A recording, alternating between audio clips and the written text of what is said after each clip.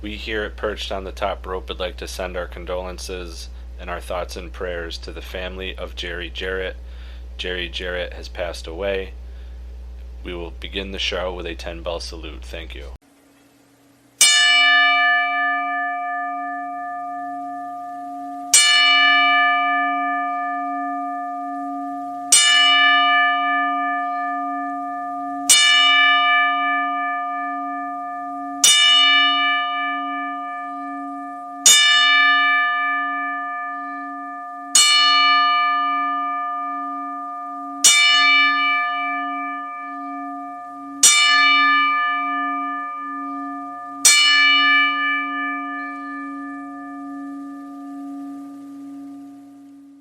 If you want to listen to some good gaga about the wrestling business, you got to listen to Perched on the Top Rope with Lee. I listen to it every day and night, even when I'm on the loo. See ya, folks. Bushwhacker Luke. Welcome, everyone, to Perched on the Top Rope. I am your host, former dirt sheet writer Lee Walker.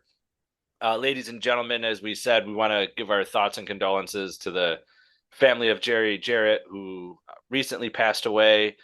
Well known for his territories, especially in Memphis with the United States Wrestling Association, big part of the NWA, and a really big part of the startup of NWA TNA. Thank you for all the years of wrestling and promoting that you've done, Jerry Jarrett. May you rest in peace. Ladies and gentlemen, tonight I am joined by Alex Todd, who you know from twitch.tv/perched on the top rope. And I am joined by the Perched Correspondent, who has now been over 100 shows between WWE, TNA/Impact Wrestling, Ring of Honor, New Japan Pro Wrestling, All Elite Wrestling, live events for Raw, live events for SmackDown, TV tapings for Impact, other events like AEW Dynamite, Rampage, Dark Elevation, Dark. Justin Largito, youtube.com/Justin We Trust. Guys, how we doing? Doing all right, Lee. Yeah, absolutely. We, like you said, would like to send our condolences out to Jerry Jarrett and the Jarrett family. For me and Justin, I would say especially had a big hand in part of the wrestling that was part of our childhood. Growing up, Justin and I are very avid TNA fans, and that wouldn't have been possible without Jerry. So I personally as well would like to send my condolences to the Jarrett family and Jeff Jarrett, who, from what I've heard, is supposed to or wants to wrestle on AEW within the next week, despite everything that's been going on, just to kind of honor his father. So, yep, I would like to send my personal condolences to the family as well. Yeah, absolutely. Right there with what Alex just said. And I just want to give big respect to Jeff Jarrett, who did compete on Dynamite this past week in an 8-man tag. Tony Khan and AEW did give him the decision if he wanted to, continue or not, because the match was advertised ahead of time. And, he had that old school mentality, like you hear Cody Rhodes say, you heard him say it on Raw this past week, finish the story. And he went out there, he had his match, and, absolute respect to that man. So condolences to the Jarrett family all around. Yeah, absolutely. And, coming this weekend, we have quite a bit going on, guys. We know that the wrestling world doesn't slow down.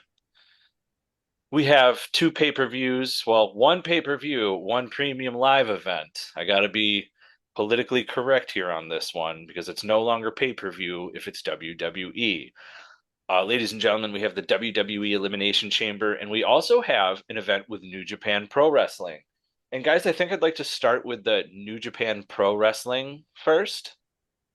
I think that'd be just kind of a good way to kick the show off and leave the fans in suspense, as we are currently with a reigning 901 days Universal Champion Roman Reigns.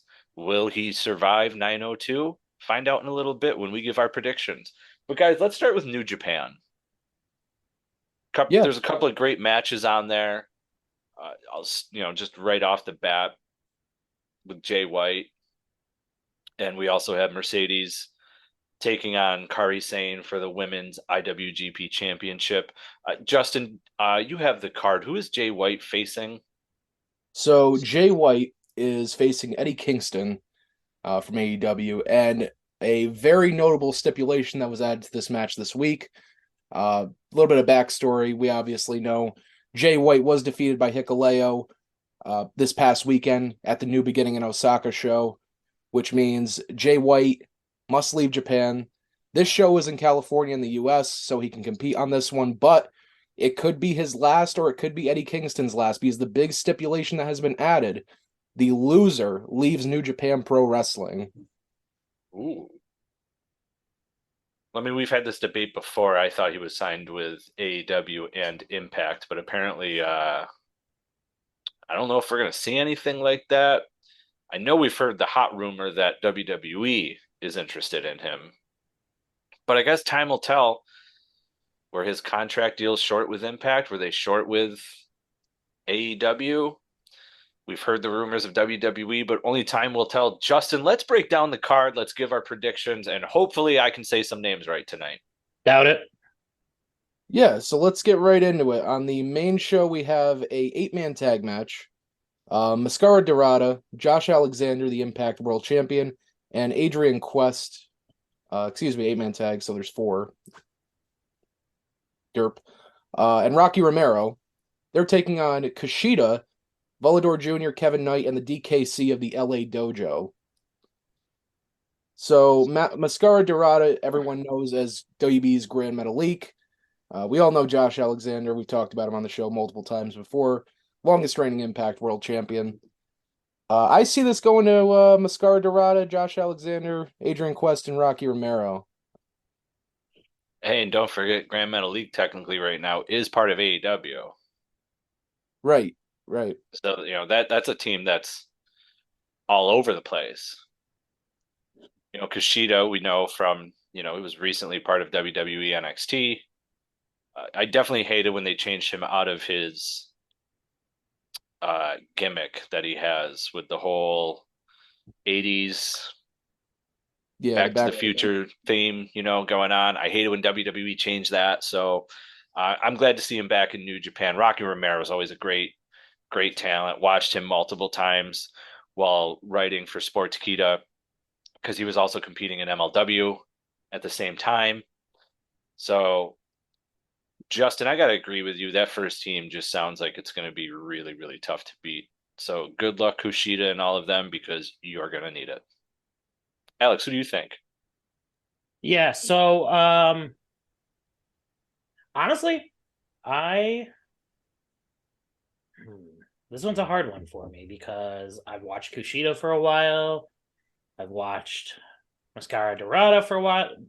But personally, I feel like with the exception of maybe like Roman Reigns, Cody Rhodes, and Seth Rollins, there is not a performer on the planet right now that is operating on the level that Josh Alexander is right now. I have gone on record saying that I believe that the run that Josh Alexander is in the middle of right now, had it been on like a more promoted television show like your WWE or your AEW, Josh Alexander really, really gives me like modern day Kurt Angle vibes. Maybe not the size, but for his ring of his work in the ring. So for that alone, I'm going to go with Rocky Romero, Adrian Quest, Josh Alexander, and Mascara Dorada. All right, we all agreed. Straight across the board. But then going into our first title match on the show, we have the New Japan Strong Openweight Championship, currently held by Fred Rosser, as many may know as WB's Darren Young. He will be taking on KENTA. Ironically, formerly WB's Hideo Itami, but we don't like to talk about that Hideo Itami running WB NXT. It had such promise. He had a bad shoulder, but I think we're getting a title change here. Honestly, Fred Rosser has had a pretty impressive run with the New Japan Strong Openweight Champion so far. Really been making a name for himself in that company. So, I think it's time for him to kind of move on to bigger and better things, and I think we get KENTA as the champion. Yeah, I'm gonna agree with you. Sorry to cut you off, Lee. I'm gonna agree with you, Justin. Fred Rosser has had a solid run as champion so far, and I think it's really upped his stock in the pro wrestling world again, but I think Kenta more desperately needs the championship right now. And I think if Fred were to drop the title, that also gives him the opportunity to possibly go and compete more, say, in Japan, if he wanted to. Fred, I believe, lives in the States. So like for, Japan to constantly want to bring him over there is probably a pain. I'm sure it costs money, obviously. I mean, I know it does. I just see this going. I'd love to say Fred because I got to work with him at Sportskeeda because he actually wrote for Sportskeeda and he did a once a week column type deal, which was really cool, showcasing his career and stuff like that. I would love to see him win. I would love to see Kenta win, to be honest with you. I feel like his time in NXT didn't really give American fans a good idea of just what he could do because of the shoulder injuries that he occurred over time while here. Absolutely. So I'd like to see it. I hate to see Fred lose it because we all know him from Darian Young in WWE and a one-time WWE Tag Team Champion. Didn't really have, I would say, much success within the WWE. Goes to New Japan. He's got a new body. His body looks great. He didn't have like that kind of hourglass dad bod looking type body like he had in WWE. He has a six pack and everything. He's looking great, in great shape. So if Fred loses it, I don't know what they would do with him. I don't know if he goes up the ladder. I don't know if they'd be done with him. But I'm going to say Kenta. Okay. As much as I want to say Fred, I'm going to go with Kenta. All right, all across the board on that one. Yeah. And to what you said, Lee, you're not too sure on the direction for Fred if he does lose this championship here. Look, the way I look at it, New Japan is a lot like AEW in the sense of they have a million fucking belts in that company. They just introduced a new one at Wrestle Kingdom, which we'll talk about a little bit later, but I definitely see Fred kind of moving into that, United States Championship, New Japan New Japan Television Champion. That area I could see him kind of moving into. Okay. Yeah, and honestly, with Kenny Omega currently being he's still the U.S. champion, right? He hasn't lost it yet? Yes, he still has it. Yeah, with Kenny Omega being the IWGP US champion too, I think that gives a lot of good exposure to Fred Rosser if they can get some matches between the two of them as well. Mm-hmm. I think that would only up his stock and show people what if anybody can bring out the best of somebody in the ring, it's Kenny Omega.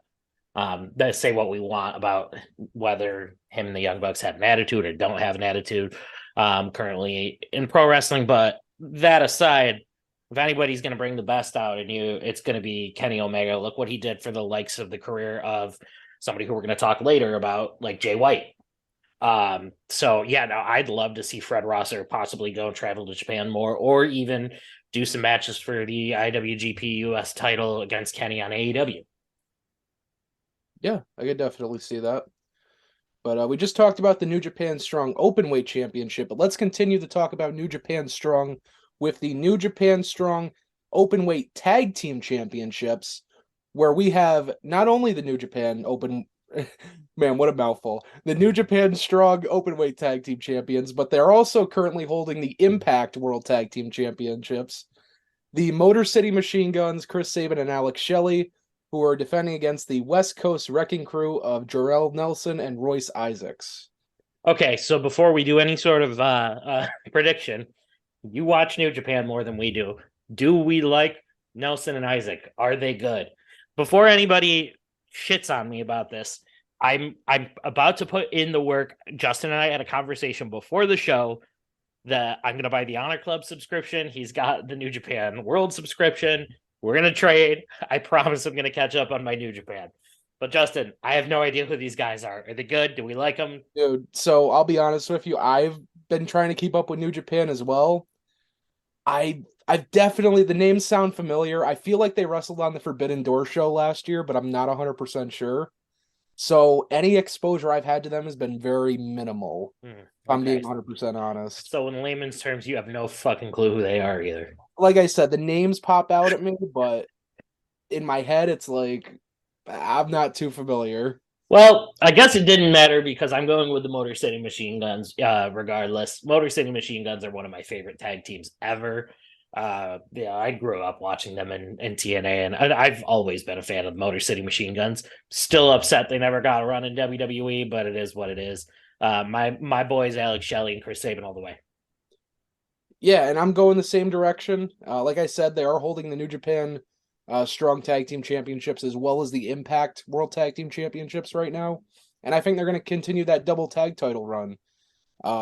It's just, I do want to say as well, props to the Motor City Machine Guns, competing at a level that like they've had since, becoming a team in 2007. And I know they've, kind of branched off and had singles runs, and they weren't consistently together as a tag team that whole time, but especially these last couple of years. Like, let's talk about the career rejuvenance of the Motor City Machine Guns tag team. Right. It's awesome to see, and for them to still be competing at the level that they are consistently, especially in multiple companies in 2023, is just they haven't missed a beat. Right. Listen, the Motor City Machine Guns crawled so the Young Bucks could fly. Hey, I remember that feud. It was one of my favorite 2010, 2011. Generation me. Oh, man. But yeah, who do you guys got?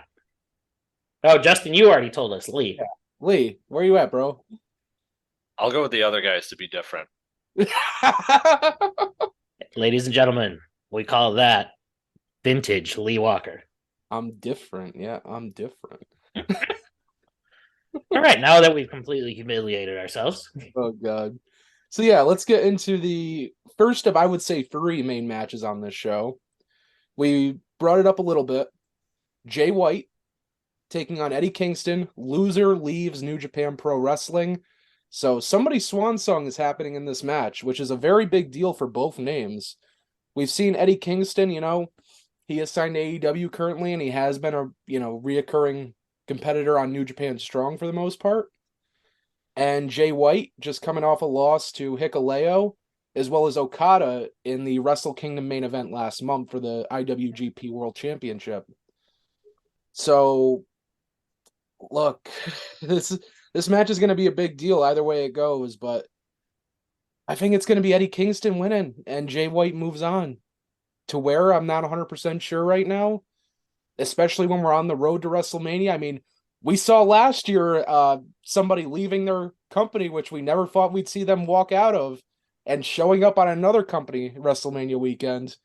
And we could be seeing the same situation this year. Adrenaline in my soul. Something Cody Rhodes. That never gets old. Never.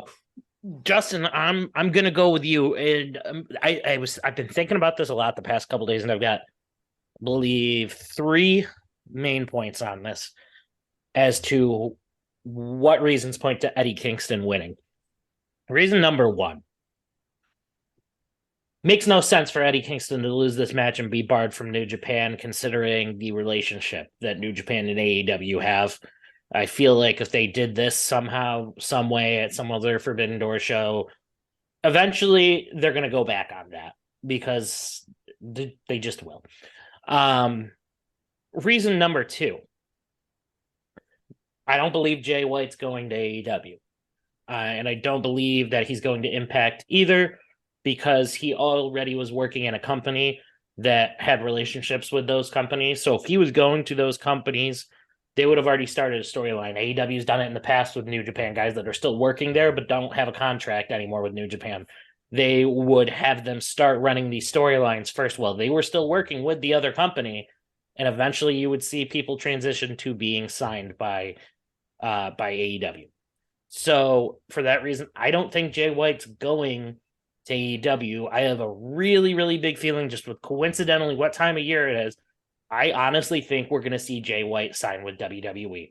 The rumors have been absolutely rampant for probably the past 2 or 3 weeks that it's already possible that he's agreed to sign with WWE. We're coming up on WrestleMania season. They're going to want that shock factor for either WrestleMania or the Monday Night Raw after.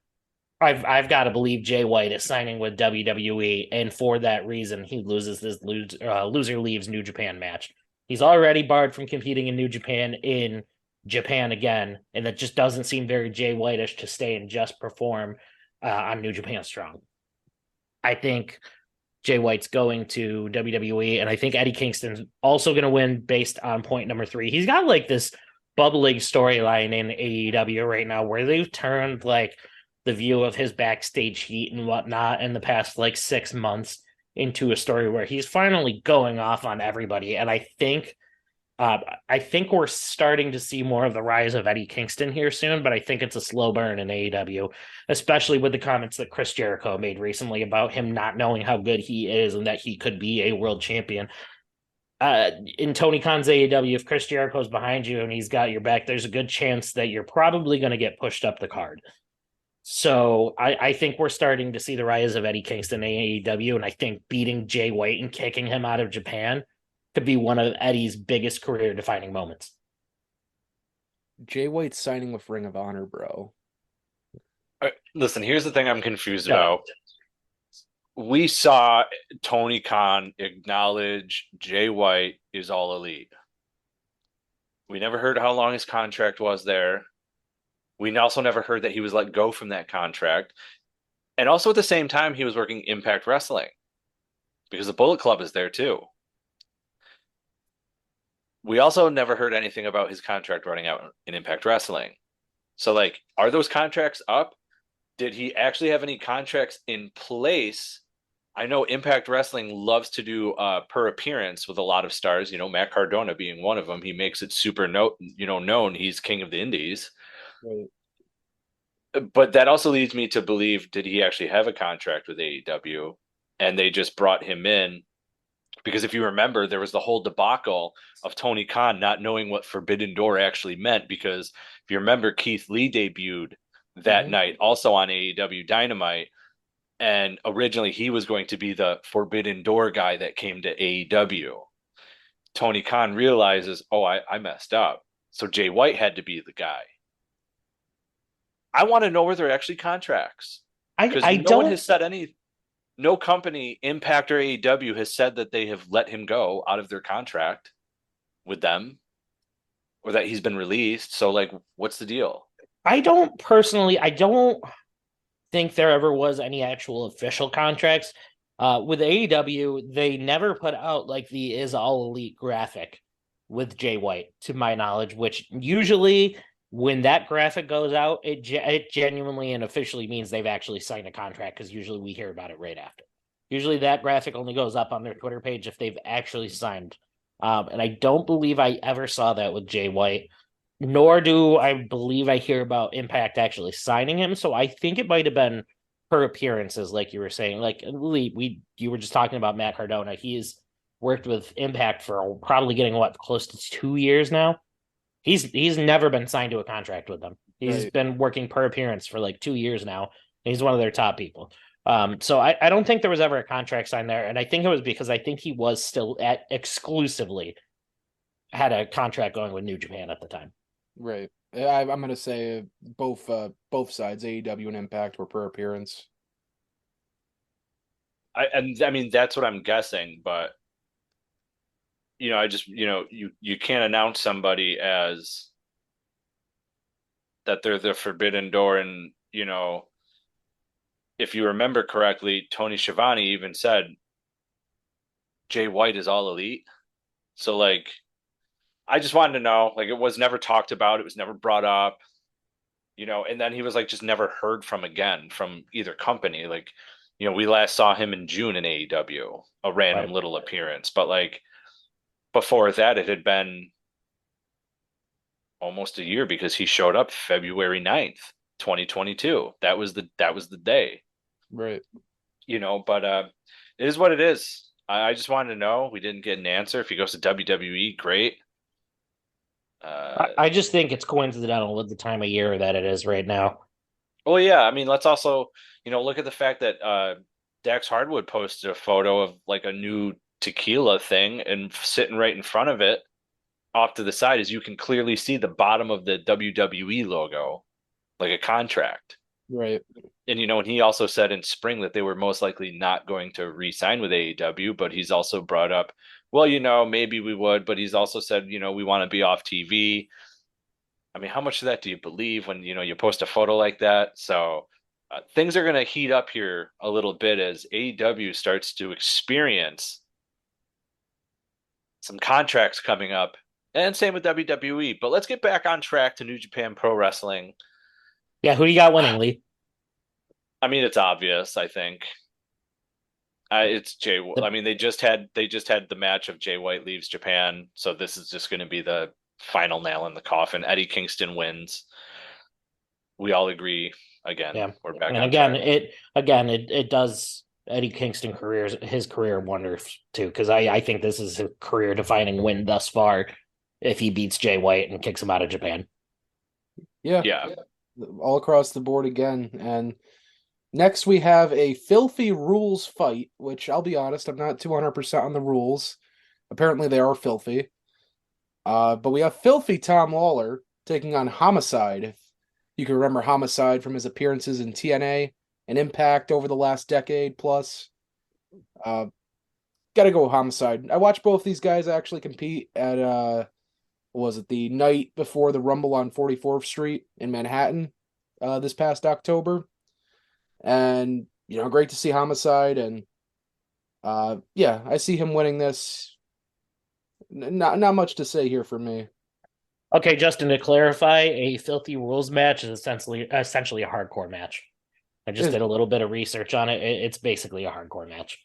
How filthy can it get? I mean, it's filthy Tom Lawlor, man. It's going to get filthy. Oh, yeah. A little filthy. Yeah, I'm going with Homicide only because of my ties to him with watching TNA when I was younger. LAX was a big fan. I was a big fan of theirs. Loved their tag team. I don't know much about their story, but I'm going to go with Homicide.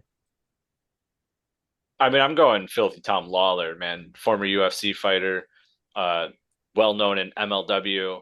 He's also, it's literally his match, a filthy match. Like, scrub a dub. Let's get in the tub, boys. We go in hardcore.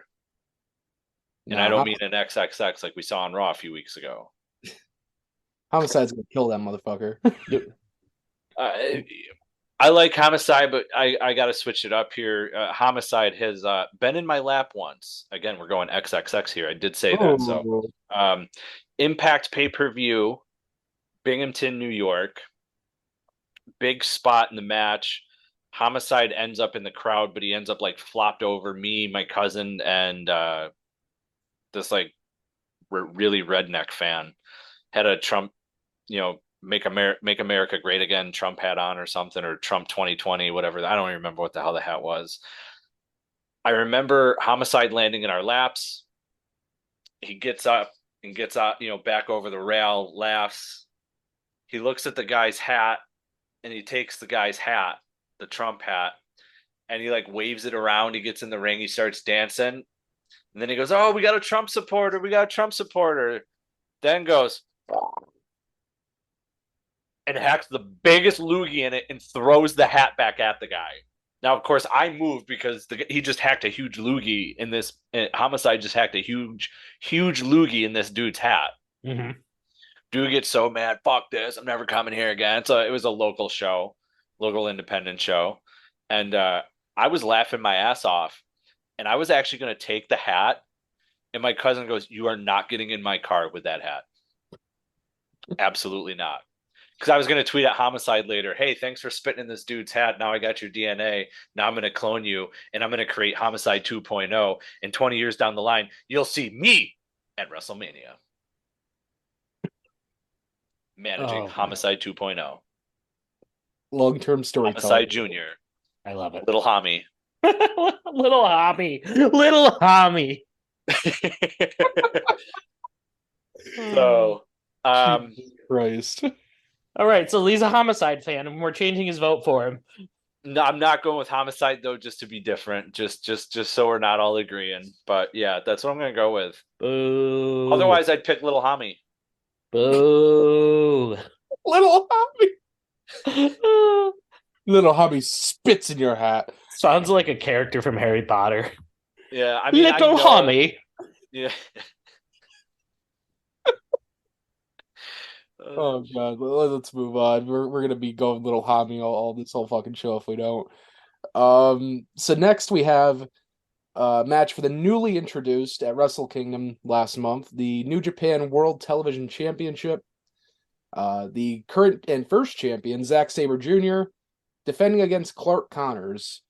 I'm definitely going Zack Sabre Jr. on this one. As we saw at Wrestle Kingdom, he actually aligned with the Mighty Don't Kneel, who, if you may remember from NXT as TM61 or the Mighty, Mikey Nichols and Shane Haste. Who you may have remembered before that as the Mighty Don't Kneel before that.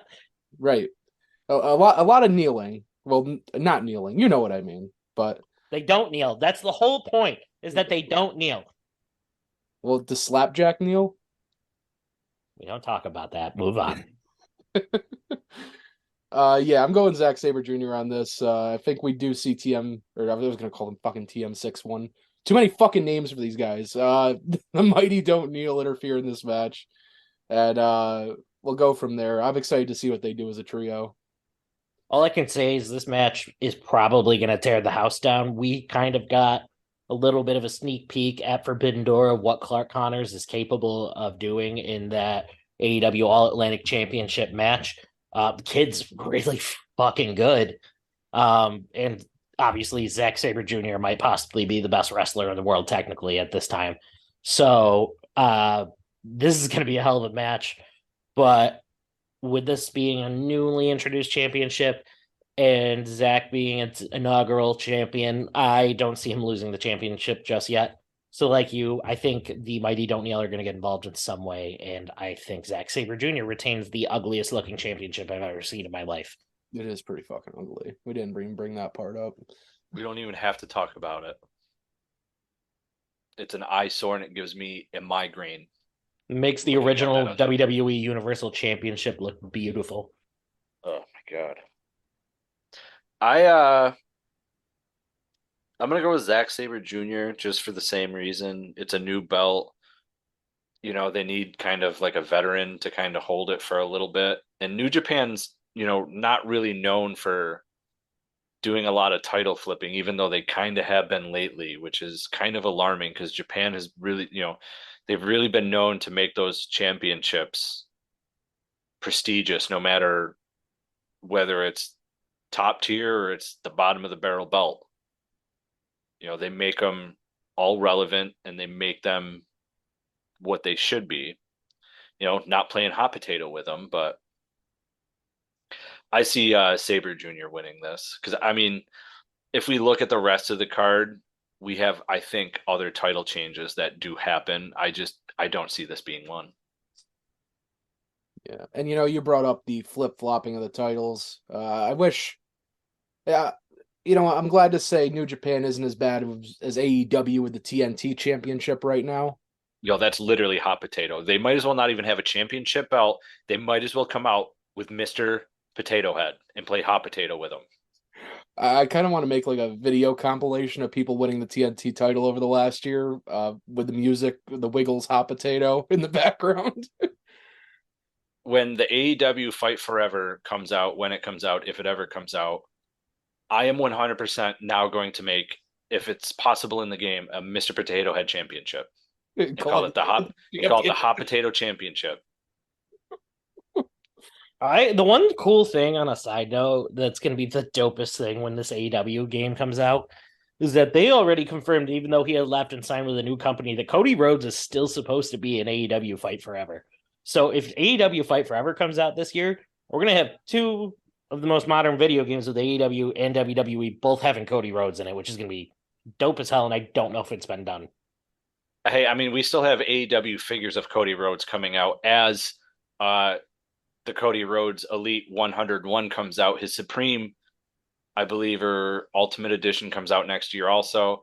So Cody Rhodes has a lot going on in both companies, even though he's only in one now. He's still got them figs coming out in AEW. He's still got figs coming out in WWE. It's going to be an AEW video game. He's going to be in the WWE video game. Cody, how'd you do it? I think it's because Triple H has respect for the fact that Cody helped build that promotion. So while they're not actively showing anything on TV, I think it's almost a respect thing from Hunter to Cody. It's going to be fun.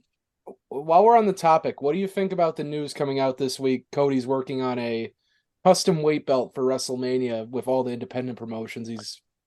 That's what I was going to get to, because that's the main reason that makes me think that. If that's indeed true and they're letting him do that, then WWE really has shown that it has been able to change under this new Triple H regime.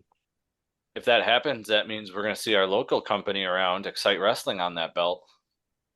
Right. Yeah. A bunch of companies will be represented. Ring of Honor, AEW, Impact. New Japan. Yeah. ICW, WCPPW, or whatever it is, WCCPW. It'll be pretty neat to see. So I'm excited for it. I mean, I don't think he's going to throw it farther enough for me to catch. So when I hear that music, I am fucking running. I am running as far down as I can. And if I get close, I'll Superman punch, donkey punch, you name it. I'll throw the kind of punch, haymakers, right hooks, left hooks, jabs, uppercuts, donkey punch again. Lee's gonna be running, and you're gonna hear the Baywatch theme in the background. Da, da, na, na, na, na. And in the back, here's gonna be Justin from like that one SpongeBob episode where the guy's yelling about hoopla, and Justin's in the back just going, adrenaline in my soul, something, Cody Rhodes. Oh, I'm thinking more of the scene from Talladega Nights when Ricky Bobby goes to cross the finish line, and it's like, we belong. Yep. Oh God. I'm okay with that. But anyway, we're talking about New Japan. Cody Mania is running wild. Sorry. Speaking of the newly introduced championships in New Japan, we have another one that was actually introduced late last year. The IWGP Women's Championship. We have the first champion, KAIRI, who you may remember from WB as Kairi Sane.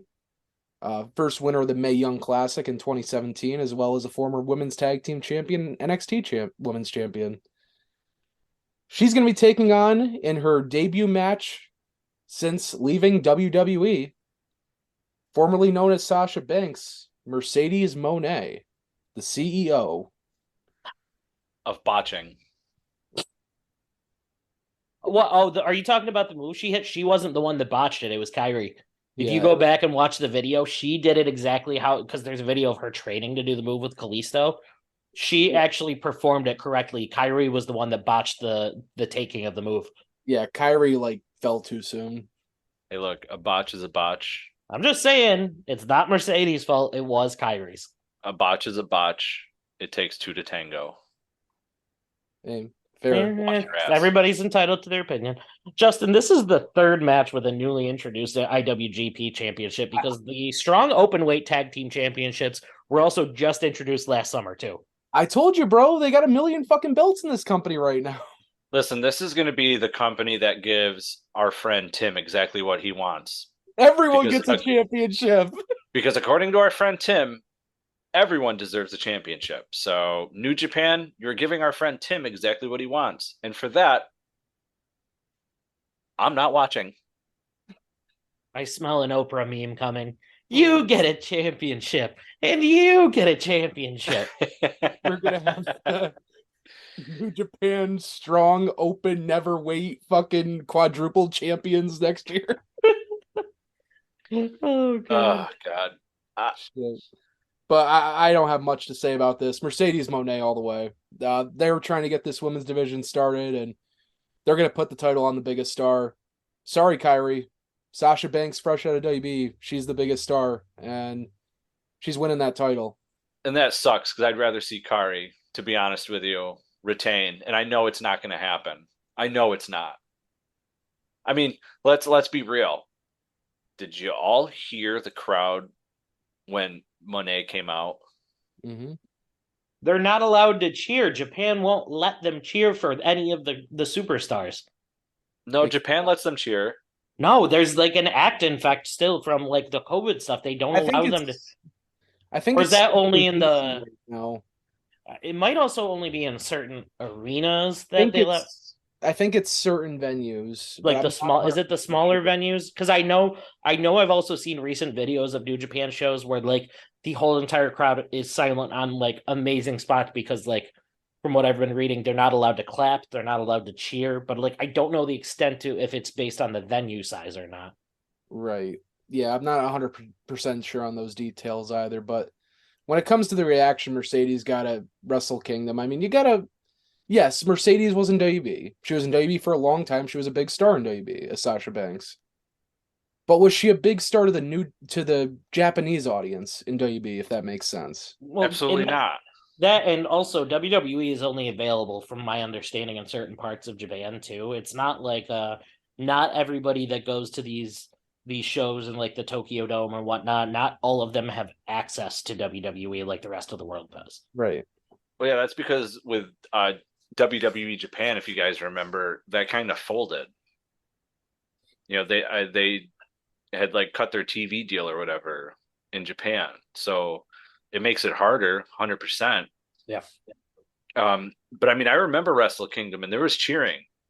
She just It's- came out to basically dead fucking silence. It's got to be based on the venue size then. It was fucking terrible. Like, and it's not the first time I've seen that happen in New Japan when like a star comes out who's like from somewhere else. You know, yeah, they have great exposure here in America, and like New Japan is always trying to think like, hey, you know, we need, you know, new talent, new talent, new talent. So they look at these names, you know, and they grabbed her, which was obviously, I would say, a big name to grab. You know, there was a lot of thought process that she was gonna tag with Saraya in AEW, and that didn't happen. She was gonna be the mystery partner, that didn't happen. There was rumors she signed a 6-match deal in AEW, and so far we haven't seen that. She did say in the press conference after Wrestle Kingdom that, you know, she wants to go to Mexico and make some pesos, and she wants to do this, she wants to do that. But there was basically no mention of wrestling in the States at the time.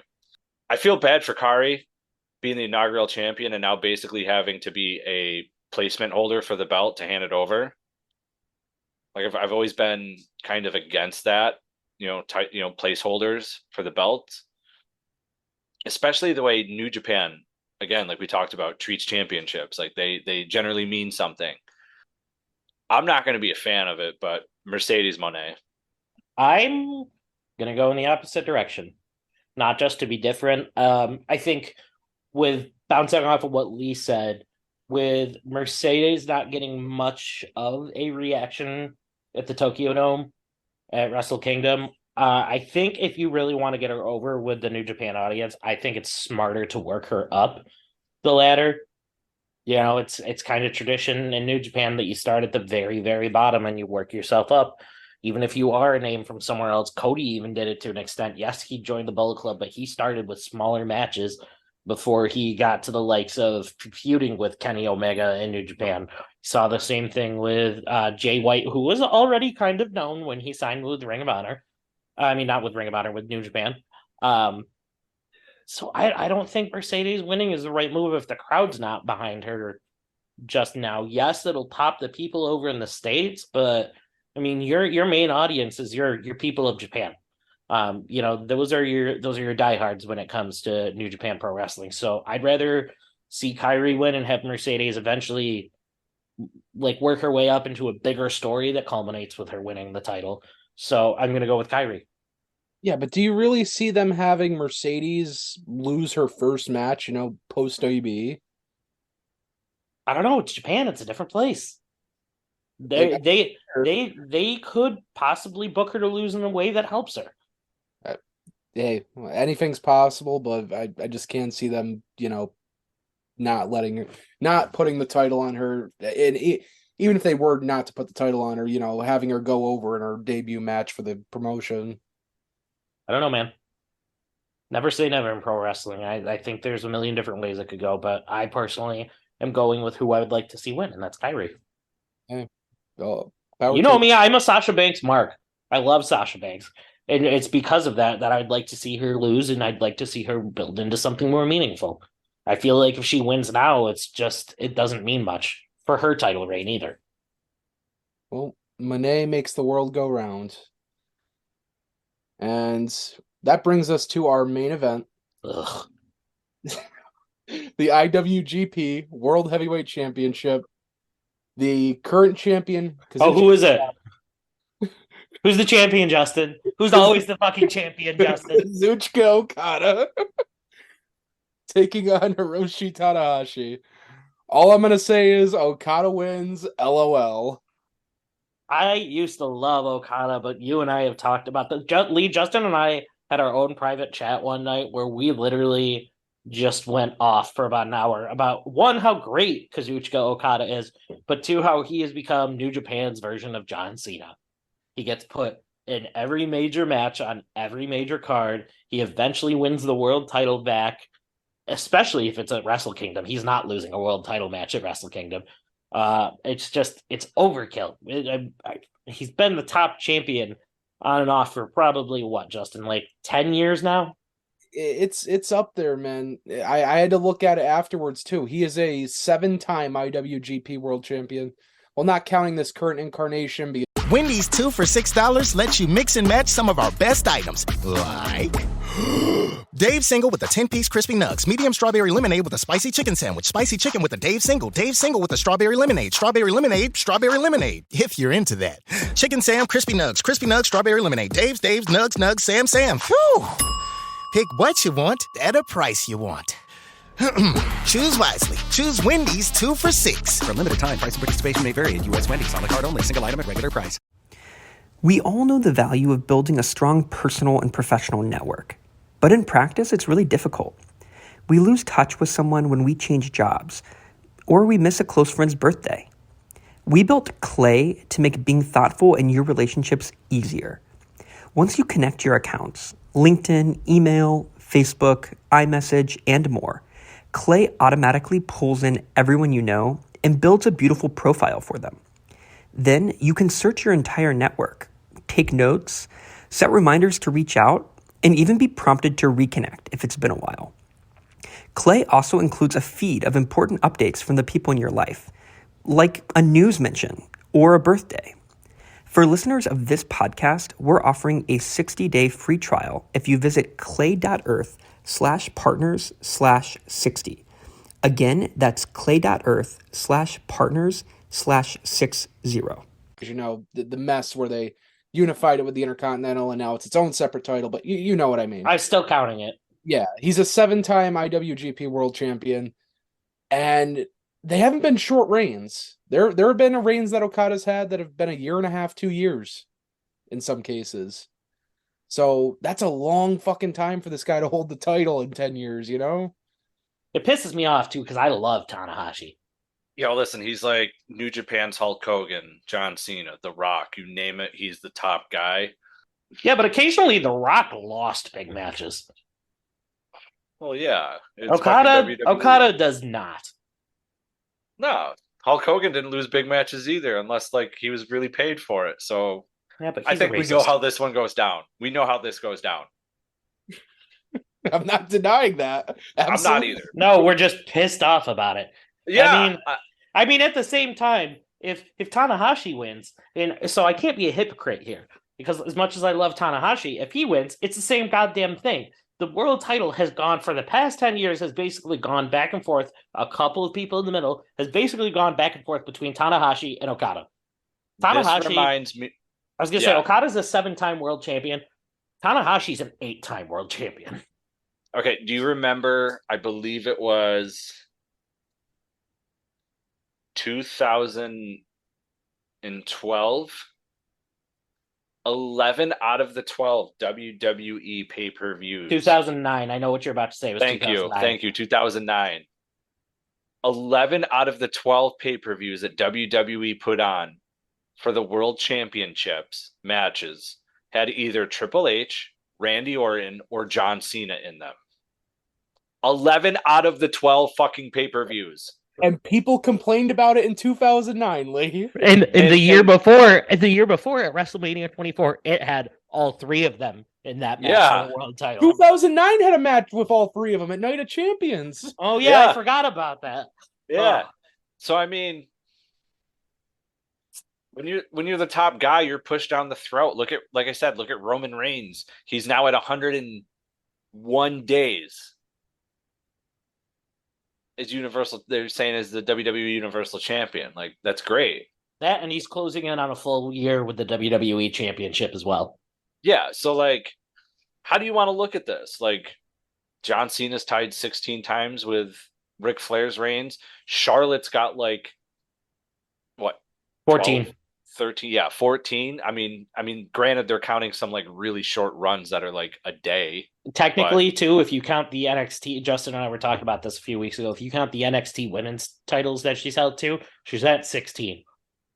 Yeah, for some reason they don't count the NXT women's titles.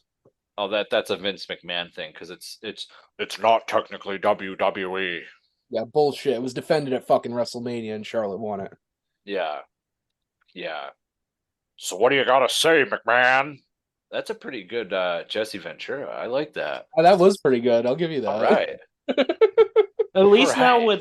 with us talking about Jay White and Eddie Kingston earlier and Jay White leaving New Japan, I'm at rest a little more with him losing the title to Okada at Wrestle Kingdom because, as Justin, I went on a bitch fit about how they had Jay White lose to Okada because I felt that it hurt his career, but now it makes a little more sense knowing that he's leaving. But however, does it have to be Okada? right? Or fuck. does it have to be Okada or Tanahashi? Like, it could have been. There's so many other people that it could have been. You could have give Zack Sabre Jr. a shot. Granted, I get that he's the world television champion, but they could have put somebody else in the spot. You could have given that spot to Zack Sabre Jr. easily.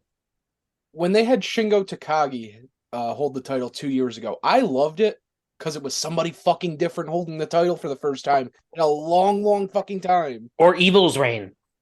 Well, I don't like it's yeah. It's still somebody different though. It was very bad taste in the mouth. It was, but it was something different, and that's New Japan's biggest problem in the past. I'd really say they really struggled with it since the Okada Kenny Omega feuds that they had, is that they haven't been doing anything new. They've been relying on all of their older stars. And it's literally we're literally seeing what WWE was doing at WrestleMania for a good 4 or 5 years between like WrestleMania 33 and WrestleMania 37. There's a lot of comparisons with what New Japan's doing with their roster. Right. I would just like to see Okada just do something different. Like, have him go down, challenge for the U.S. title or something. Do him and Kenny Omega for the U.S. title. Why not? Do him and Zack Sabre Jr. for the television championship. Fuck. Just stay out of the world title picture for a little bit. Fucking go to a different company. Maybe next year. We'll see. Nice. And don't get me wrong, I have all the respect in the world for both Tanahashi and Okada. They're two of the best ever. It's just too much, man. This isn't us like bashing Okada and his in-ring work and his character work and everything. It's just the same fucking thing. Constantly. It's just WWE 2009 and New Japan 2022. 2023. It really is. And even a gimmick change, a slight gimmick tweak could have even worked. Yeah. Okada. A heel turn would have even made it fresher, but it's the same Rainmaker babyface Okada that we've been seeing since like 2014.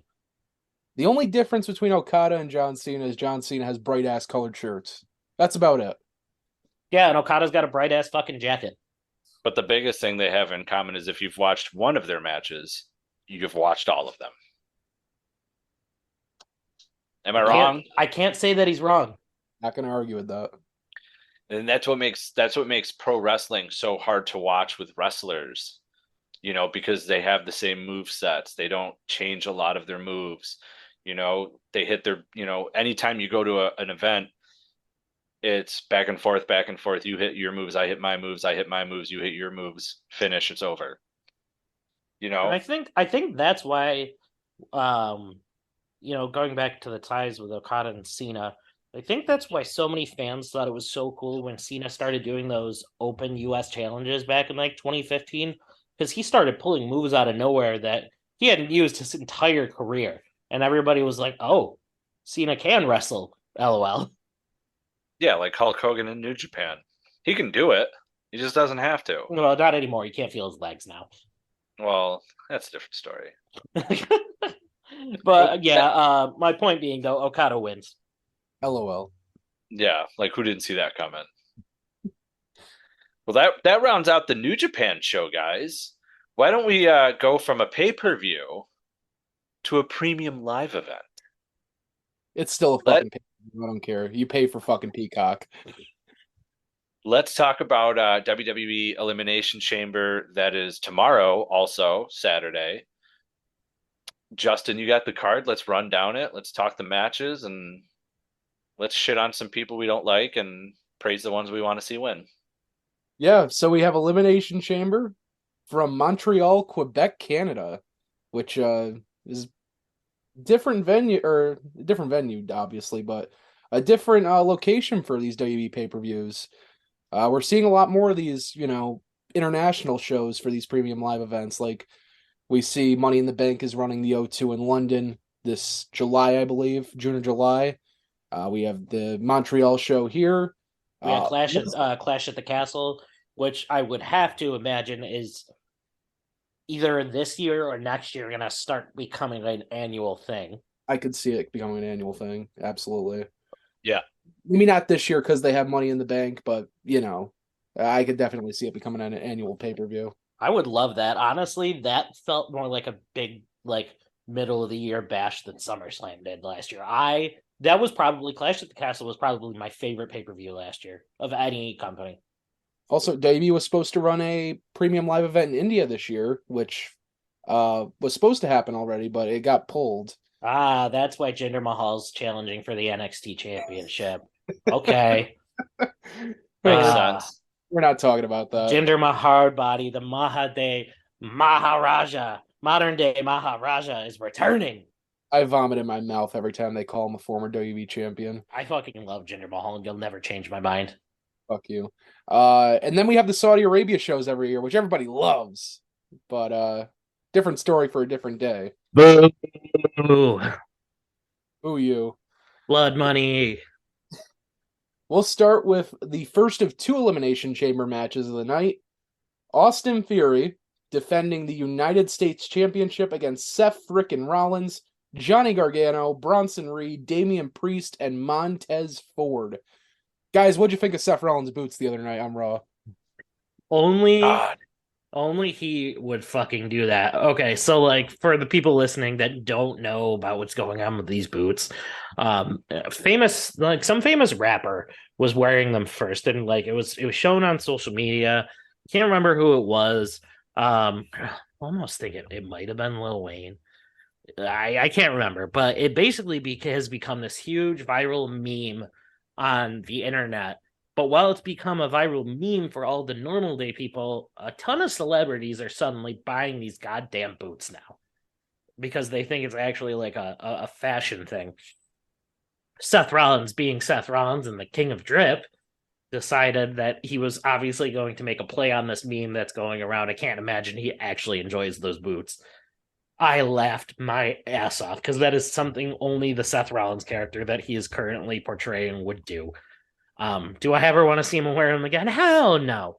But it was funny as hell. And watching Miz take that curb stop for even longer than normal, because when they went to commercial break, they actually showed the camera crew changing out the Miz TV carpet, and Miz was still selling the kick, and they just rolled him over the carpet. We were in the crowd. We were chanting "roll him up" because we wanted them to roll him up in the carpet. Dude, that was so funny, and the boots just made the segment. Obviously, I hope he doesn't keep them, but that was funny as hell. Yeah, when they rolled him over the carpet, we booed pretty loud in the building.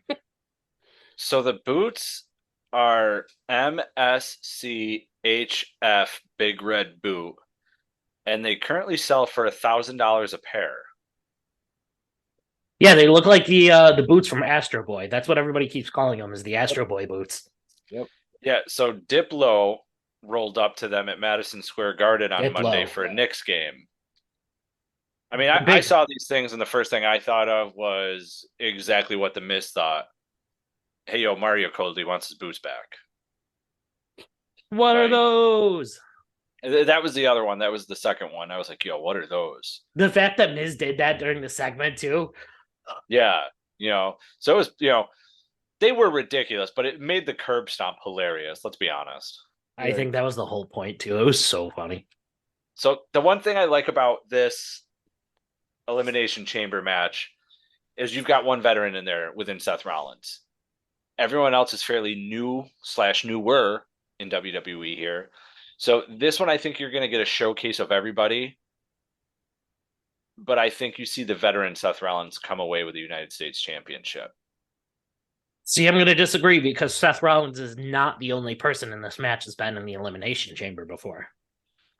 The only other person in this match that has also been in the Elimination Chamber is Austin Theory. So, for that reason alone, and for the fact that there is a rumored match with John Cena heading for WrestleMania 39, I'm going with Austin Theory to retain the United States Championship. Okay. So I've been going back and forth between a few options in this match, actually. I think what I say is going to surprise you. And I'm kind of going the Lee route with this, just to be different. I have a feeling I know where you're going. I'm going to say Bronson Reed wins the United States Championship in the Elimination Chamber. That is not where I thought you were going. Yeah. Me either. I thought he was going Montez Ford. So did I. I'm going Bronson Reed. I think they're really high on him right now. They've really protected him since coming back this past December. And I think he's just going to tear through everybody in this chamber match. Well, and I guess that makes sense too, because you really don't need the U.S. title to start a match or a feud with Theory and Cena, because Theory's done enough shit talking online over the past year and a half for that match with John Cena to build itself. So, I mean, your logic is not flawed, because they could easily set that match up, which then if you take Austin Theory out of the picture and then also figure in the fact that Seth Rollins is most likely facing Logan Paul at WrestleMania, I feel like the only other person that it makes sense to win that match, as you said, Justin, is Bronson Reed. Yeah. I've been going back and forth with the three, Seth, Theory, and Bronson Reed, and I feel like those are the most, the likeliest of the three to win this match. And yeah, I'm going to say Bronson Reed. And, I don't know what he does at WrestleMania if he does win the United States Championship. But I don't think you need the United States Championship to set up Seth Rollins and Logan Paul, and I don't think you need the U.S. title to set up Cena and Theory. So, well, and think about it too. Bronson Reed's still undefeated since his return. Right. I like it. Okay, I can't wait to see different. him. I can't wait for him to smash somebody through the pod. Oh yeah, he's gonna. Could you imagine him doing the Kevin Nash Rey Mysterio dart with Johnny Gargano through the goddamn plexiglass? Well, now I kind of want to see it. Mm-hmm. I only said Johnny Gargano because he's the smallest person in the match. Hopefully Austin Theory doesn't get fucking F5'd off a pod this year. That was scary to watch. I was afraid he was going to break his fucking ankles. Especially the fact that if it was anybody else doing a move off the pod, I'd be like, yeah, he's going to be fine. But it was Brock fucking Lesnar, who is like, he can be safe at times, but sometimes he can be absolutely careless with how he performs moves on people. When Brock just flung him into the air, I literally screamed. So did I. I think I was watching the match with Lee, and I'm pretty sure we yelled, "He's dead." Yep. But yeah, different directions for all of us in this match, and I think all of them are great options either way. Yeah. But you can't have an Elimination Chamber pay-per-view without a second Elimination Chamber. Back in the day, you could. You absolutely could, but now in 2023 you cannot. Oh, because we have to market all the toys to the kids, so There's got to be more of the same structure. Yep. So this second one is for the women, and the winner of this match will determine who faces Bianca Belair for the Raw Women's Championship at WrestleMania. We have Asuka, Liv Morgan, Nikki Cross, and Raquel Rodriguez, who were actually the final four in the Rumble this year. Obviously, with the exclusion of Rhea Ripley, who was the eventual winner. And Natalya and Carmella won 4-way matches on Raw and SmackDown to qualify for the match as well. To me, it's got to be Asuka, right? You would think, but it also seems like they're pushing Carmella pretty hard coming back, already putting her in that match. Me personally, I would have to say Asuka, but like I know they changed, her face and the mask and everything like that back to the more Kana thing that, persona that she had, but we haven't seen anything different other than a change in face paint and a mask. She's had a couple of newer, creepier mannerisms backstage, but they also could be saving more of that for the actual build to Mania. Yeah. I feel like out of everybody, the only one who hasn't had a championship match in a while is an Asuka or a Natty. I don't see it being Natty. She's kind of just too bland. It's Asuka. I'm going with Asuka. Liv Morgan's had her chance. She's been the SmackDown Women's Champion. Anyone else we've seen in that match, it doesn't make sense, I think. So I feel like you got to have a clear face versus heel with this. And I think Asuka is going to be the one to do it. Okay. Well, the first thing I want to say before I give my prediction is I love what they've done with this chamber match. How long has it been? Because I feel like in probably almost the past 10 years now. So prior to 2013, when they had Cena and Orton unify the title belts, the Elimination Chamber pay-per-view used to be set up to where we would have one championship match and one number one contenders match, because it used to be winner of the Royal Rumble would face one champion that he chose on one brand. Winner of the Elimination Chamber would usually go on and face the other.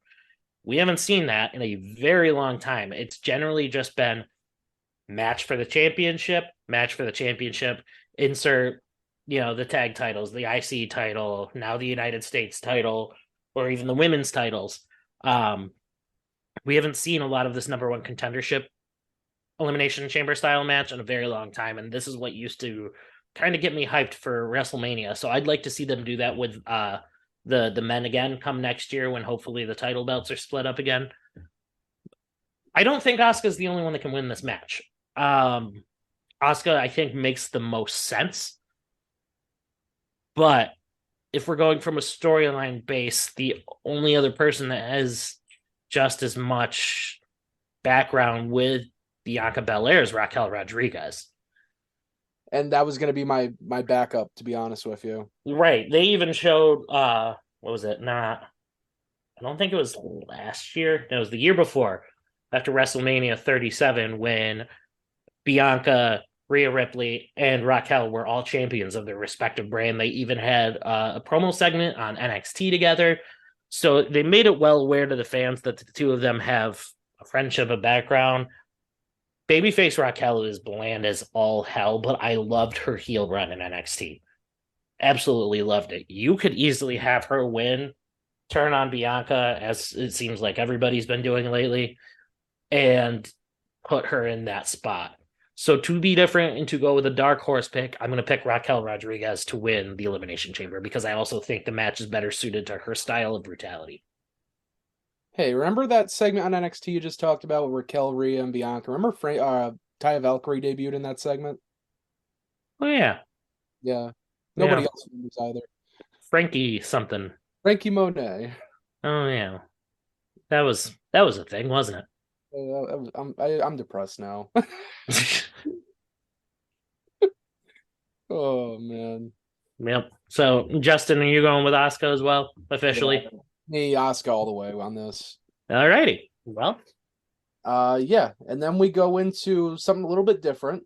Well, not really, because we've seen the match a few times now. But Bobby Lashley versus Brock Lesnar.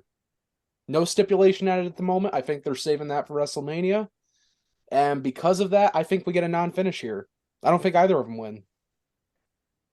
I think we see the formation of the Hurt Business, and they beat down Brock, and we go from there. You're a bastard. You're a bastard. You're a bastard because I was going to be different, and I was going to go with that. And I hate how alike our wrestling minds are, because it pisses me off, because it always depends on which one of us says it first. Right. I'm going to go with the same thing, but I don't know if the Hurt Business is going to reform at the pay-per-view or if we're going to see it as a storyline that plays out more over Raw. If the Hurt Business does not reform, because I'm going to go with the same finish, but I'm going to go with a different story behind it. I also think it's going to be a no contest, but I think we could see more of the two of them absolutely destroying the arena and basically incapacitating each other, absolutely laying each other out to the point where the ref has to call the match off. And I think you can use that as a way to book them into a last man standing match at WrestleMania. And I said this a couple of weeks ago. I told you if they meet at Mania, I think the best stipulation for the two of them with this story at this point is a last man standing match. Right. It's got to be.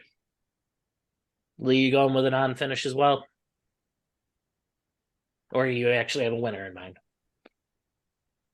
I believe they said that Bobby is up in the wins against Brock in this. So, like, I feel like if you have Brock win here and then you have him win at Mania, then it's like even at 2-2, and then you got to have a fifth rubber match. I don't think they're going that route, to be honest with you, with a best of series type. Well, I don't think Brock's beaten him yet, has he? No, he hasn't.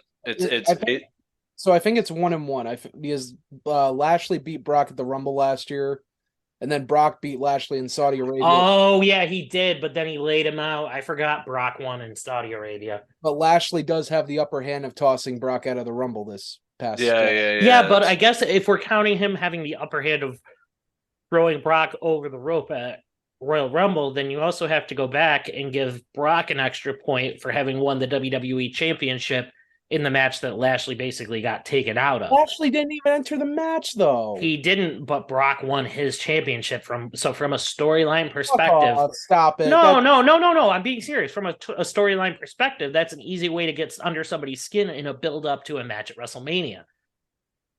And that's kind of what Brock's MO is right now, is he's doing everything he can just to fucking get under Lashley's skin. So, I mean, I thought at one point I was kind of over this feud, but every time I have thought that, they've kind of found a way to make it interesting again and not do the same shit over and over again like they did with like him and Goldberg when Goldberg returned. So, I mean, I think at this point, run it all the way to Mania, and then at that point, you've had the dream rivalry. They go their separate ways for the rest of their careers. I don't think this needs to happen again after Mania. I agree. Yeah. Run it, end it. Okay. Last man standing match, though, at Mania would be dope with the two of these. Yeah, I'm absolutely down for the last man standing idea. But following that, we have a mixed tag team match. We have the Grit couple, Edge and Beth Phoenix, taking on the Judgment Day, Finn Balor and Rhea Ripley. And presumably we will have the ex-con Dom at ringside. Hopefully he doesn't have any PTSD from that chamber hanging above the ring, but we'll see. What do you guys think of Rhea and ex-con Dom's Valentine's date? Oh my god, that was hilarious. If there's one thing I love the most out of this whole Dom thing, is those videos on Twitter get funnier and funnier every time. This time Ray cut off Dom's credit card. Like, he cut off his funds just to fuck with him. Like, right. Ray at this point, even though he thinks he's just kind of stepping out of it and trying to still be a good father by not fighting Dom, is absolutely playing mind games with the fucking kid, because he's like, here, have our table. And then he cut his fucking credit card off. Well, look, the only thing I found unrealistic about the skit was you have Rey Mysterio sitting there wearing his mask, eating dinner. And that's not even the unrealistic part. The unrealistic part was there weren't, like 5 people around him asking him to sign Funko Pops for them. Ooh. Ooh. Yeah, I went there. And ladies and gentlemen, Lee and Justin are going to talk more about that Rey Mysterio incident on their next episode of Perched on the Top Shelf. Yeah, I have some stuff to say about that, but did anyone else burst out laughing when Doc asked for their finest chicken fingers? So, Lee, I know you think it's kind of cringy, but Dom is absolutely doing what a wrestler should do right now. He's reading all the shit that he's getting online, and he's running with it, because he's just adding more fuel to the fire to give to these fans to shit on him more, which in turn makes him a good heel. Like, I don't know what else to say, Lee. I know you fucking hate him, but XCOM Dom is the guy right now. And can we talk about how at the end of the segment when Rhea Ripley just pulled all the hundreds out of her wallet or her pocket, Right. and she slapped him on the table, grabbed the bottle of wine or champagne or whatever it was, and she goes, "Take that out of your tip." I love the part when the cops show up and Dom just goes, "It's a sting operation," and runs out of there as fast as he can. Yeah, it gave me like Will Ferrell comedy vibes. It's a sting operation. Yeah, man. Dominic has officially won me over, and a few months ago I wouldn't even have thought I would say something like that, especially regarding the Judgment Day too, man. They have turned the fucking quarter. Oh, absolutely, because they knew they weren't going to get over as this dark team anymore, and they want like the comedy heel route. And when done the right way, well, if you're doing the comedy shtick while you're still getting over and winning matches, eventually it starts to work. And then Chris Jericho did the same thing when he had the list gimmick. That was purely a comedy character, and he took it and made that shine. So yeah, I agree. The Judgment Day has definitely turned the corner. But since we're talking about feuds that are never ending, get the Judgment Day and Edge as far apart as fucking humanly possible. Well, you know what? I still think we're getting one more match coming out of this, so this definitely isn't going to be the end. No, but Edge and Phoenix versus the Judgment Day. If the rumors are to be believed, and we are getting Edge versus Finn Balor in a Hell in a Cell match at WrestleMania, which kudos to Hunter by moving some of these gimmick matches back to WrestleMania finally. We saw last year he can get rid of some of the pay-per-views, and we kind of knew that this was going to be a thing in the future. We just didn't know how soon it was going to be. So if they do go with Edge and Finn at WrestleMania and Hell in a Cell, then I feel like Judgment Day's got to beat them one more time. And Edge's whole shtick has got to be that he wants one more match to quote his best friend Christian, and put it in Hell in a Cell at WrestleMania. And I say for this one match, only you bring back the Demon Finn Balor, because Demon Finn inside Hell in a Cell. But imagine he comes out in like black, white, and purple instead of the red. Yeah, I think the plan, from what I heard, is Brood Edge against Demon Finn in Hell in a Cell at WrestleMania. You got to let him do like a different like paint design, like allow him to kind of imagine some of the artwork that he did in New Japan, because you can't give him the old demon face paint when he comes out, because I feel like that'll get over with the crowd too much. Right. And that'll almost maybe force the fans into kind of pushing him towards the babyface role again, which I don't think is necessary. Heel Finn is great. So I would love to see Brood Edge versus Demon Finn in Hell in a Cell at Mania. To get there, I feel like the Judgment Day has to win one more time. You have Edge say he wants one more match. They get that match, and then I'll say it now, but I'll say it again come Mania time, because you guys would predict this anyways. Edge finally beats him in Hell in a Cell. Yeah, just the main fact with Rhea being in there, I think I'm going Judgment Day.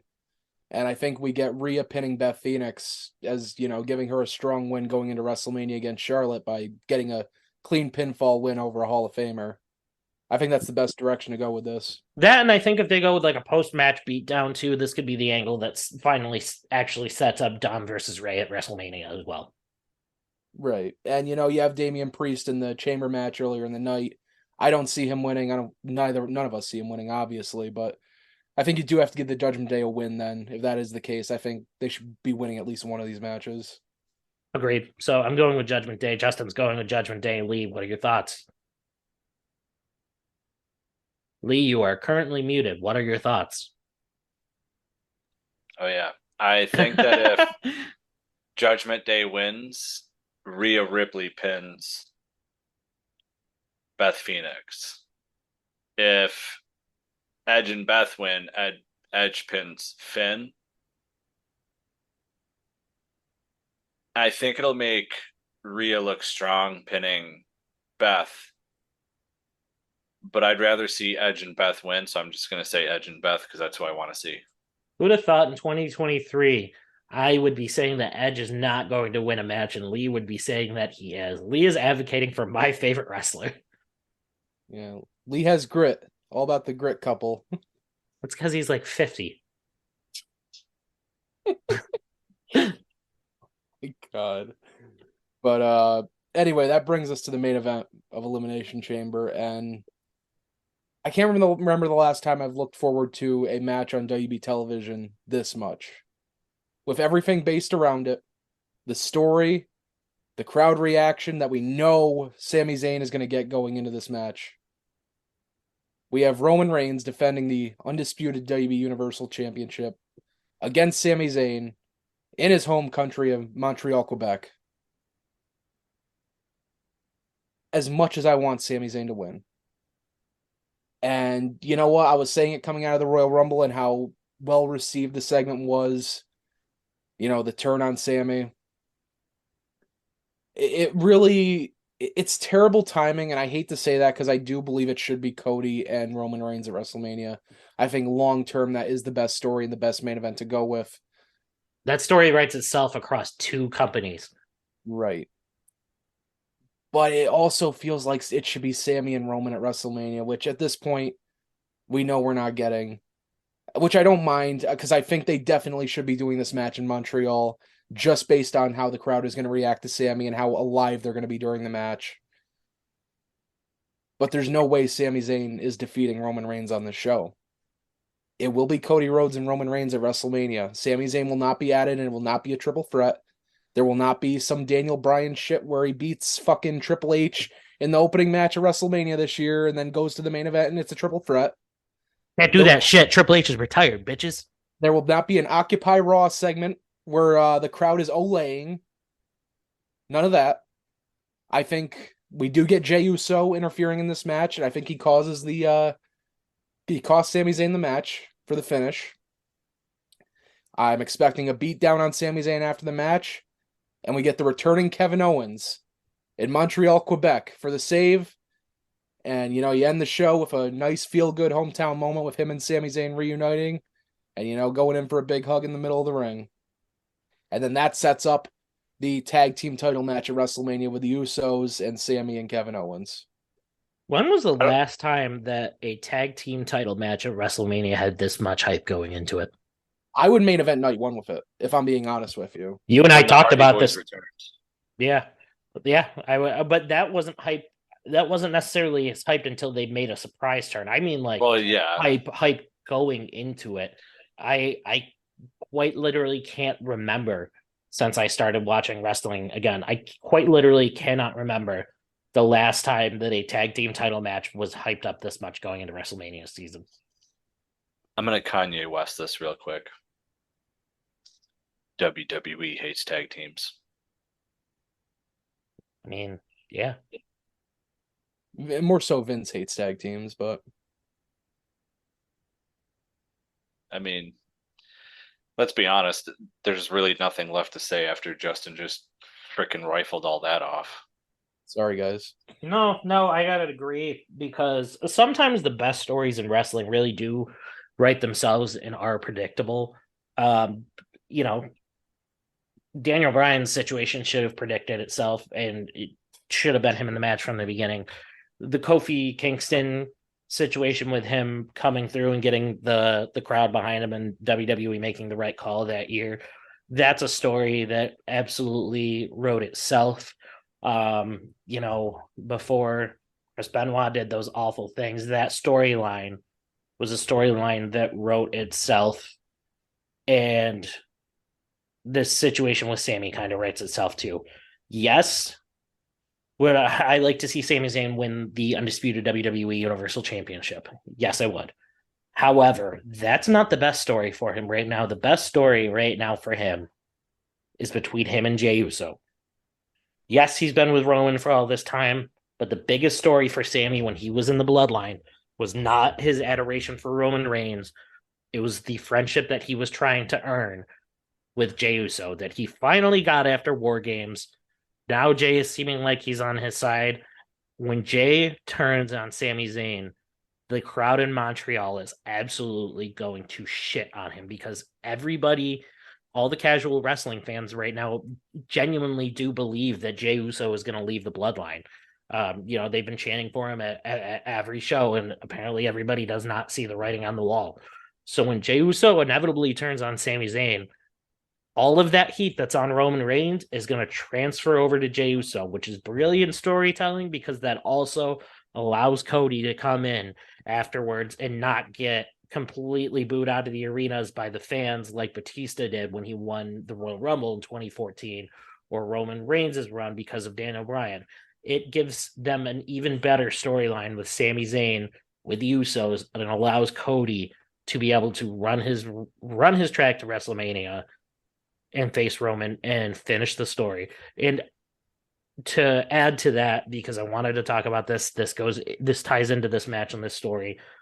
WWE had a brilliant piece of storytelling on Monday Night Raw with the promo segment between Cody Rhodes and Sami Zayn. Genuinely, normally in these situations come WrestleMania season, when WWE thinks that somebody's going to get booed, I feel like they just have them ignore the other person. Batista ignored Daniel Bryan's existence at first when he won the Royal Rumble, and WWE was just, it was like they were just going to go straight ahead and ignore all the Daniel Bryan shit. They were originally going to do it with Kofi Kingston when they were going to have Daniel Bryan versus Kevin Owens at WrestleMania that year. They're not ignoring it this time. Triple H has handled this much better than Vince would have. And instead, they had Cody Rhodes go in and be Sami Zayn's cheerleader for this match, which put Cody Rhodes over even more. So, yeah, Jay's going to cost Sami this match. Sami's not going to win, but we are going to get the reuniting of Sami Zayn and Kevin Owens. I'm down with it. There's nothing else to really say. It was perfect in my opinion on Justin's part. So I'm going with what Justin said.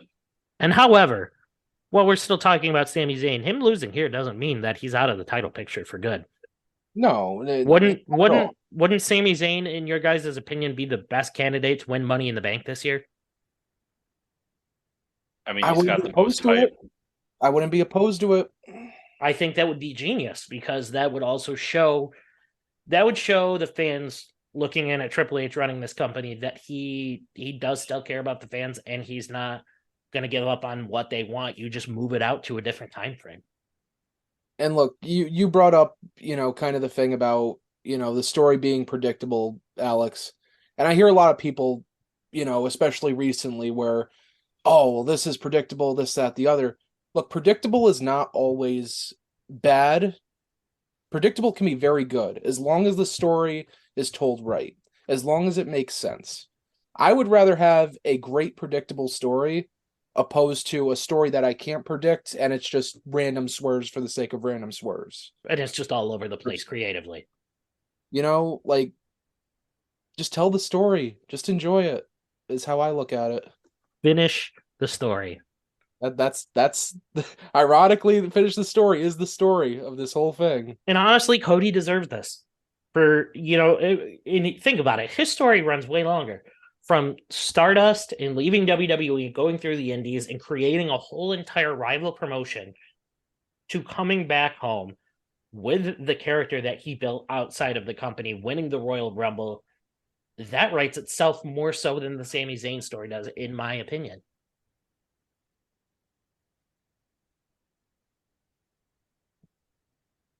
Yeah, man. All around. I would love to see Cody win the title at WrestleMania, and then up on the Titantron, you just see a picture of the American Dream, Dusty Rhodes. I'd probably cry. Dude, I would. That would be one of the few times in wrestling where I would probably shed a tear. Please show that photo Cody put up on the screen the night after WrestleMania last year. That would be perfect. And could you imagine, too, if AEW let Dustin Rhodes show up for one night only and he came out and congratulated Cody after the win? I would love to see that, but with the whole Billy Gunn situation from a few months ago, I don't foresee it being the case. I don't either, but that would be such a cool, just wholesome moment. Right. Let's also remember that Cody Rhodes was also going into this match with Roman, most likely too. Let's also remember that Cody Rhodes was the first man to pin Roman Reigns on the main roster in WWE history. Actually, it was not Cody. Cody was one of the first.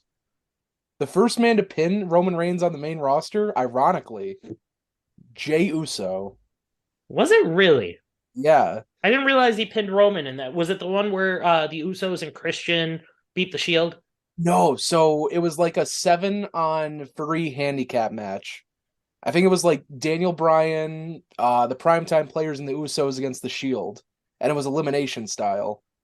And Jey Uso went up for the splash and pinned Roman Reigns. And that was his first defeat. I didn't even remember that. Yeah, Isn't that wild that his first two people that pinned him on the main roster were Jey Uso and Cody Rhodes?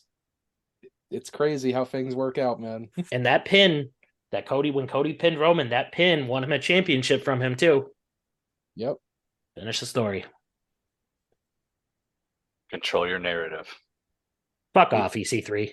Yeah, fuck out of here, bro. Oh, God. So we did our New Japan predictions. We've done our Elimination Chamber predictions. Ladies and gentlemen, that leaves us to do this. Make sure you find our podcast anywhere and everywhere. You can listen to us: Apple, Google, Spotify, Stitcher, Podbean, Podbay, Red Circle. You name it, we are there. It is Perched on the Top Rope. You can also listen. Here is the schedule real quick. On Wednesdays, you get Perched on the Top Shelf with the Perched Correspondent Justin and I. On Friday, you get us that you're listening to right now, Perched on the Top Rope. On Sundays at twitch.tv/Perched on the Top Rope, you get Alex. 8-9 p.m. Go check that out. Streaming all sorts of video games, not just WWE. You can also check us out on our YouTube page at youtube.com/Perched on the Top Rope. All our interviews, different gaming stuff that Alex has done on Twitch. The Perched on the Top Shelf episodes are there. The Perched on the Top Rope shelves are there. Our interviews. You can watch me get chopped the shit out of by Greg the Hammer Valentine. That's right. He chops the living hell out of me. So much that it left a welt of his hand on my chest for a week and a half. You can also go to our TikTok page. It's Perched on the Top Rope, where you can find Selena scenes, where we take Celine Dion's My Heart Will Go On and recreate the greatest moments in professional wrestling history. Because telling me that Zack Ryder winning the Intercontinental Championship at WrestleMania is not one of the greatest moments in wrestling, you're wrong. Danhausen debuting on AEW, one of the greatest moments in wrestling history. You want to tell me otherwise? Lee, Zack Ryder is dead. His name is Matt Cardona. Well, he was Zack Ryder at this time, so it stays. Also, if none of that tickles your fancy and you want a good ha ha ha, and you're not in the couch but you're sativa it up, you can watch the Taskmaster Kevin Sullivan. That's right, former WCW professional wrestler, the Taskmaster Kevin Sullivan, the guy that everyone thought that at one point killed Chris Benoit and his family, but that was a rumor. He gets humped by a dog. Yes, humped by a dog. It's one of our pinned TikToks, so make sure you go watch it, and laugh your ass off and enjoy. You can also find us on Facebook at facebook.com/Perched on the Top Rope. We're rounding up on 11,000 likes. Thank you. You can also check us out on Twitter at Perched Top Rope. You can check us out on Instagram, where we're posting hilarious memes all the time. It's Perched on Top Rope Podcast. Ladies and gentlemen, spoiler freeze. The way to be. We're out. Hello, this is WWE Hall of Famer Bret the Hitman Hart reminding you to watch WWE Elimination Chamber this Saturday in my hometown of Montreal, Canada. Hopefully nobody gets screwed this time, but I don't think they will. You know why? Because Bill Goldberg isn't booked on the card. Good night, everyone.